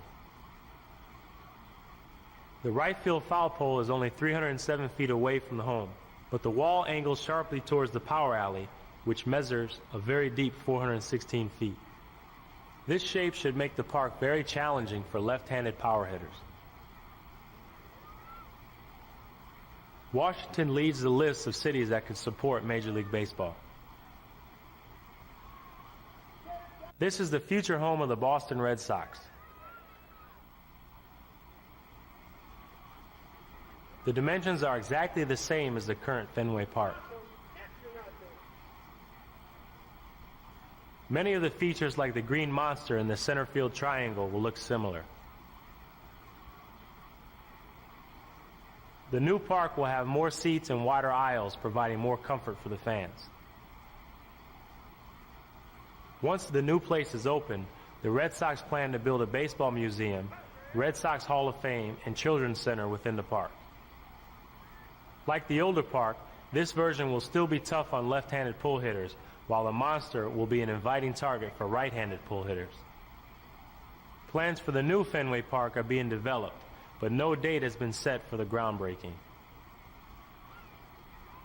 This is the future home of the Oakland A's.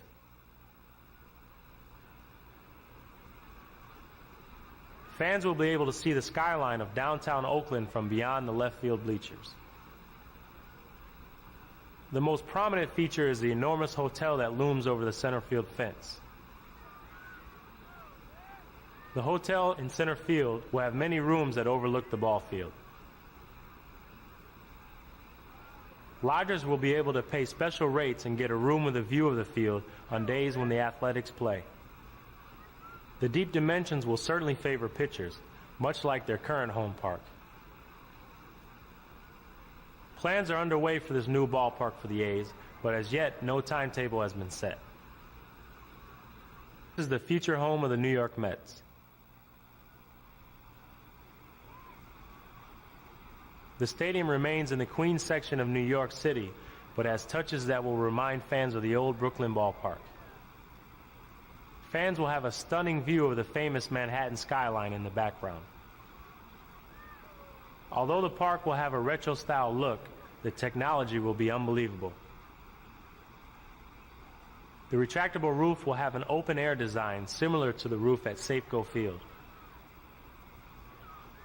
The most intriguing feature is the retractable natural grass surface. The grass will be placed on a large platform that can slide out in 15 minutes for non-baseball events. With the short dimensions in right field, left-handed power hitters should have very little difficulty reaching the seats. Left-handed pitchers should benefit from the deeper left center gap. Plans for the construction of the new Met Stadium have temporarily been put on hold. This is the future home of the Minnesota Twins. This park is much different from the Metrodome.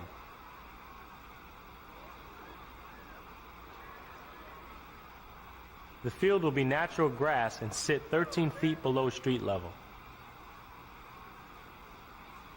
Every seat will be angled toward home plate, providing fans with a great perspective of the field.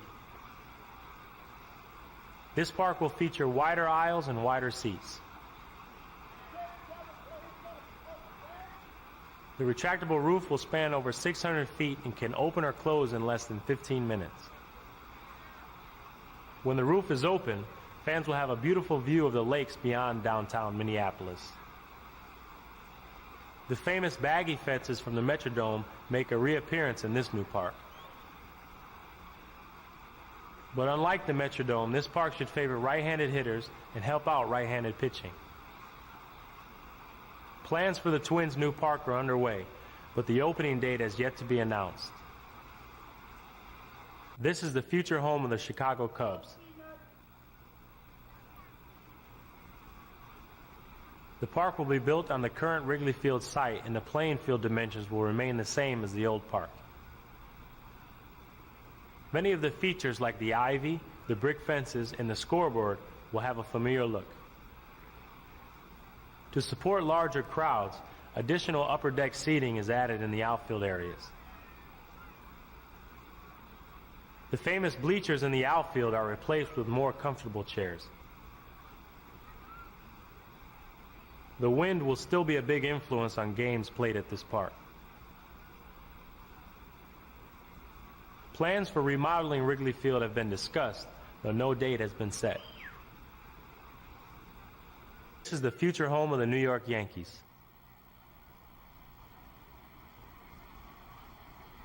The new Yankee Stadium combines the classic feel of the older Yankee stadiums with the luxuries of the modern-day parks. The new stadium has a retractable roof, similar to the one at Minute Maid Park in Houston. Like the classic Yankee Stadium, the monuments return to the field of play, but the retired numbers and the plaques remain behind the outfield fences. The dimensions are exactly the same as the current Yankee Stadium, and many of the features from the fences to the facade look similar. Since the dimensions haven't changed, this stadium will still favor left-handed pitchers and batters. Plans for building the new Yankee Stadium have been put on hold temporarily.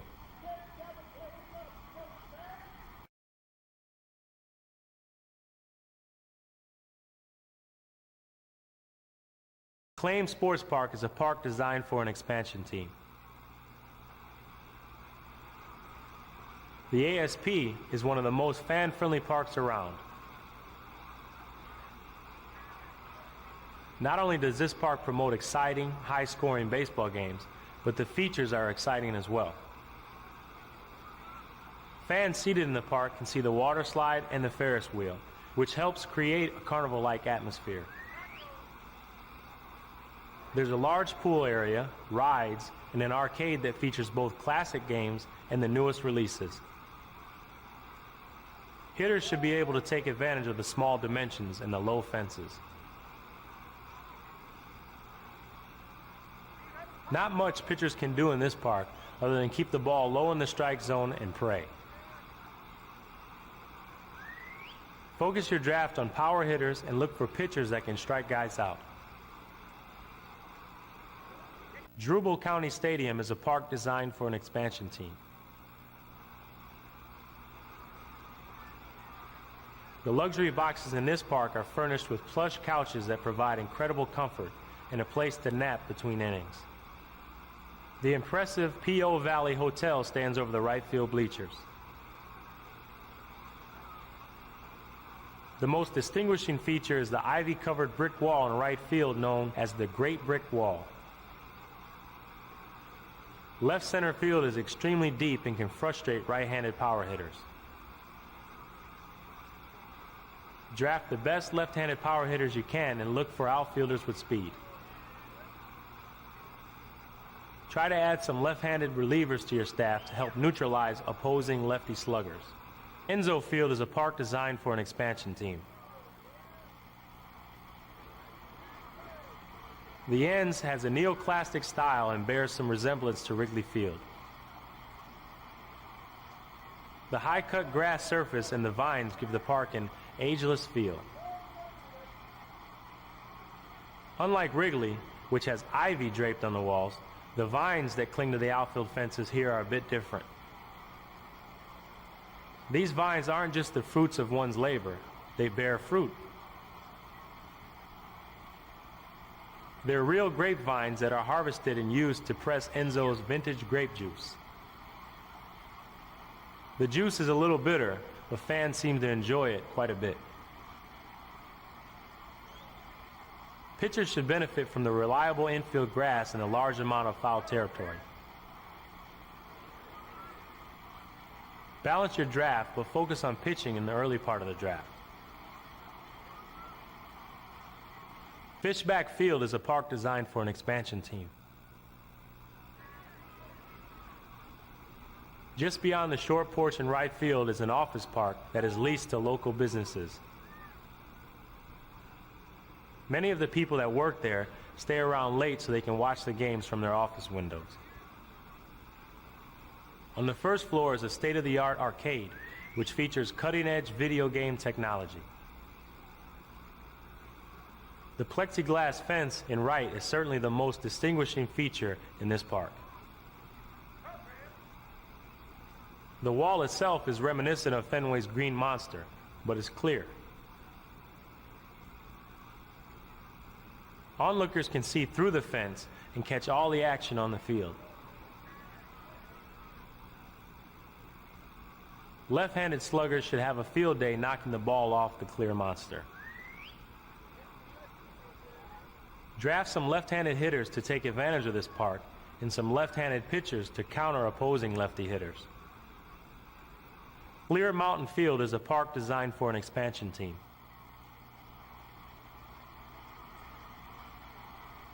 Most seats in the park have a fantastic view of the mountainous landscape that peers over the outfield fences.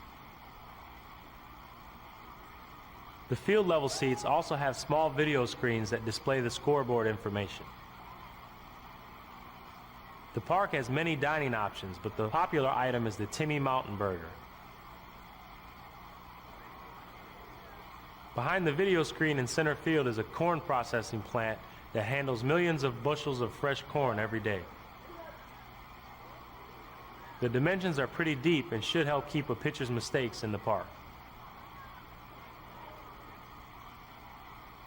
Try to draft pitching and defense to have success in this park.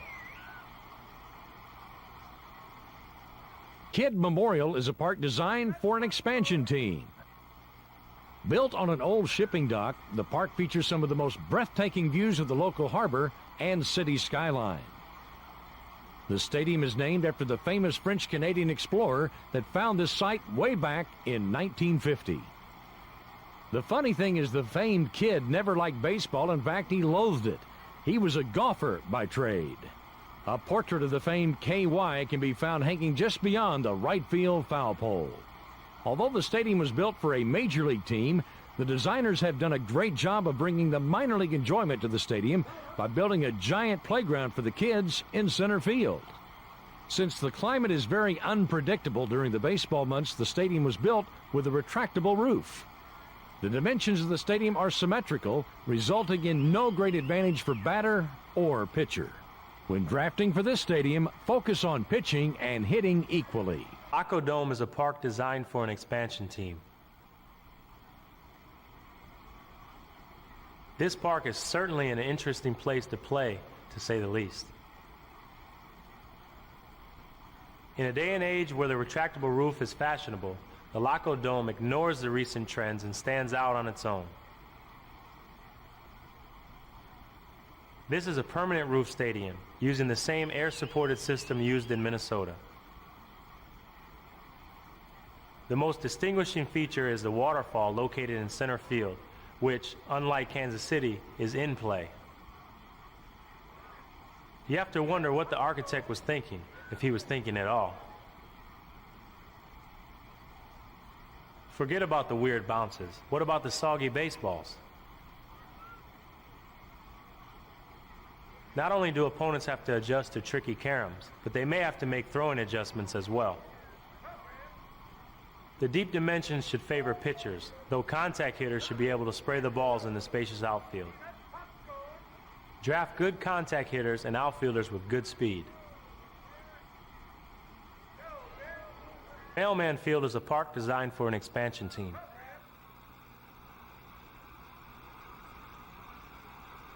The retractable roof is fast, efficient, and relatively quiet. Standing in the center field plaza area is the home run mailbox that delivers a thank you note after the home team smacks a long ball. The fantastic Mail Malkowitz Kosher Deli is also located in the center field plaza area. This stadium tends to favor pitchers, but lefty sluggers should have some success with the short porch in right field. Draft left-handed power hitters and pick up a center fielder who can cover a lot of ground defensively. Patterson Park is a park designed for an expansion team. The Big P has a timeless quality that brings the fun back to baseball. This park is extremely fan-friendly and has some of the best food in baseball. From the buffet-style food courts to the foot-long Patterson dog, the fans are always satisfied. The most innovative feature at this field is the hot air balloon seating.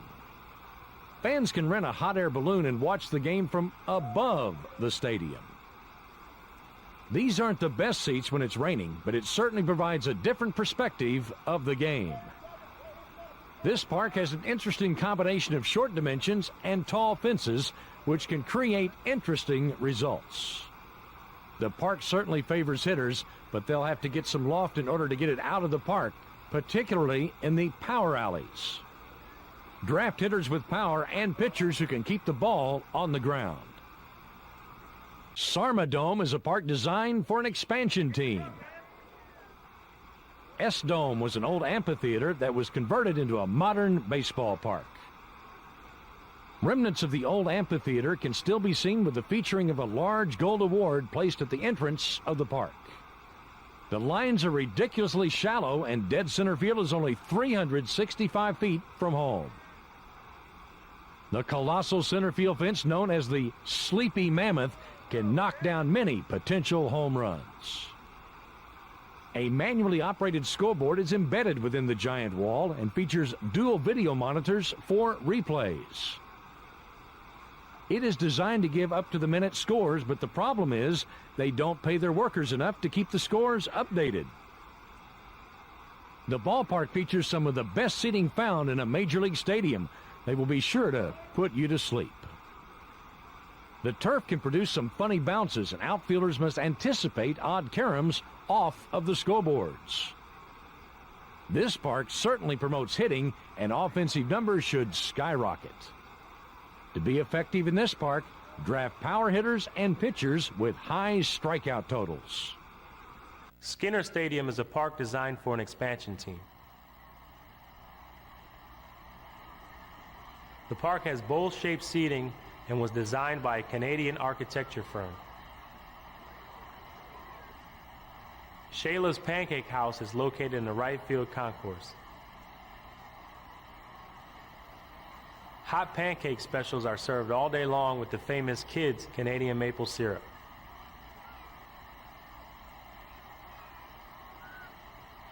Atop the Pancake House is a small set of bleachers occupied by devoted fans known as the Flapjacks. The dimensions at the skin are neutral and do not favor any type of hitter over another.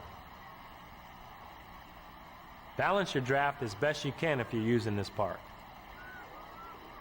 The MAC is a park designed for an expansion team. The park boasts many modern features like padded seats and armrests, amusement centers, and an on-site microbrewery. The huge luxury apartment complex behind the right field fence is the most prominent feature at this ballpark. The Field View apartments overlook the field and allow renters to catch every home game. If the park has any drawbacks, it's the unbelievable horrible smell permeating throughout it. Many tests have been performed, but researchers have been left baffled by the source of the smell. The Whitaker Grounds is a park designed for an expansion team. The deep dimensions and low fences help give the park an old-fashioned ambiance.